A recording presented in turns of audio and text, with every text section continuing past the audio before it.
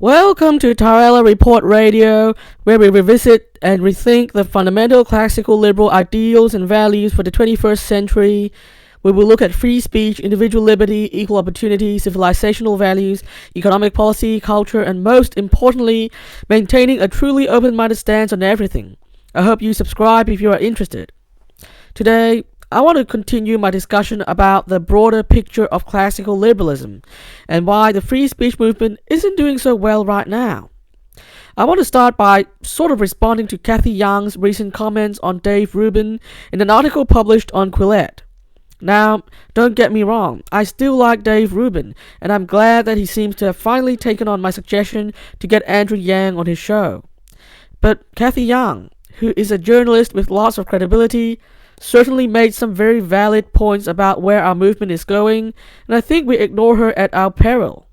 The truth is, the free speech movement is losing credibility in some segments of society, and I'm afraid we don't have too much time to turn that around. One important criticism Young made about Rubin is that he seems to be only focused on identity politics on the left and generally ignores identity politics on the right. As classical liberals, we should endeavor to remove all identity considerations from politics so that one day everyone will judge ideas solely on their merit. Therefore, Rubin is completely right to criticize left-wing identity politics. In fact, I think he should do more to take on the arguments of high-profile politicians like Kamala Harris and Elizabeth Warren, who clearly support leftist identity politics and have much more influence than your average college student. It's definitely worrying to see a presidential candidate saying that race matters. And a few months ago, I did a video on that topic, so I'm not revisiting it right now. On the other hand, the right is far from free of identity politics either, and it would be a mistake to ignore that.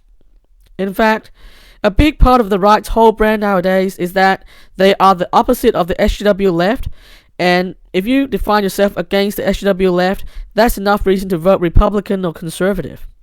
Now, this could mean struggling middle-class people who define themselves against those they see as welfare queens.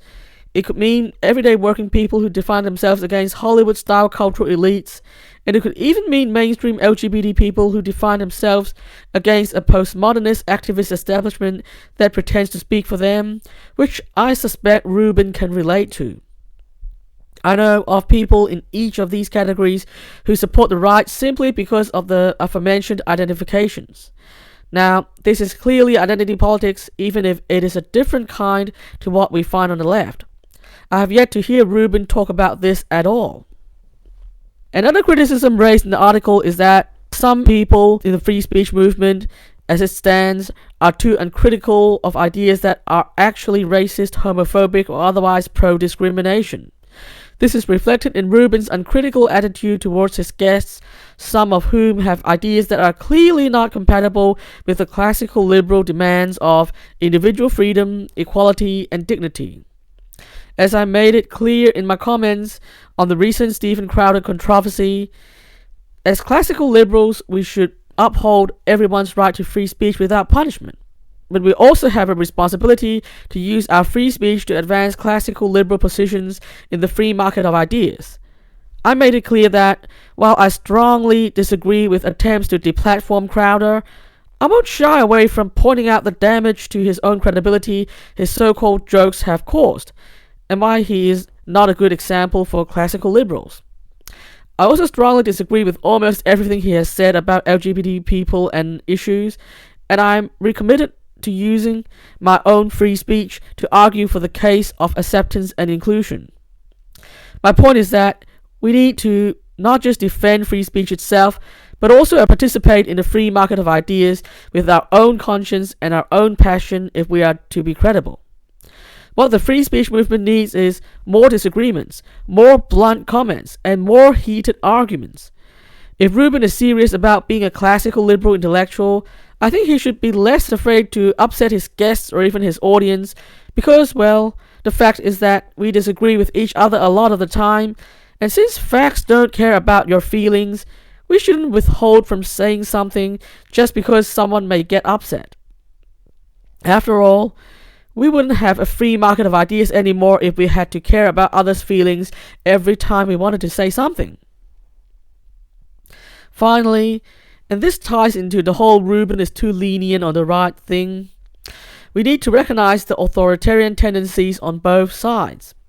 In the past decade or so, the authoritarians have prevailed more on the cultural left and the libertarians have prevailed more on the cultural right, but this is a liquid thing, something that could even change within 2 years. I even suspect where we are currently at is the result of the power balance that the Obama administration left behind, and things may start shifting quite soon. I still remember back when I was in college, which is just over a decade ago, the right used to be the authoritarian ones when they sought to ban gay marriage, censor video games, and even ban certain fashion items. Given that all this was less than 15 years ago, it would be unrealistic to think that the authoritarian side of the right is completely gone. In fact, just last month, conservative intellectual Sohrab Ahmadi made the case for a return to the kind of conservatism where the right wouldn't shy away from using government power to fight the culture wars, taking aim at his fellow conservative intellectual David French for taking the libertarian route, which Ahmadi says would lead to the left's victory.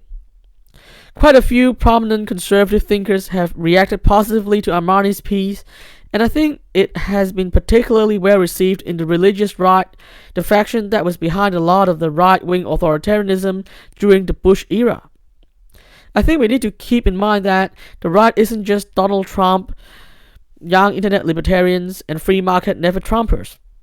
There is still an ongoing battle for the future of the right, and the authoritarian types are far from defeated. Knowing this, I think liberty-minded people, left, right, and center, should join forces to oppose authoritarianism everywhere. That's all for today. I'll be back next time to discuss another big idea. Subscribe if you want to follow our story. The transcripts are available on my website and my Medium profile. And remember to resist the hive mind and stay individualistic. The world depends on it.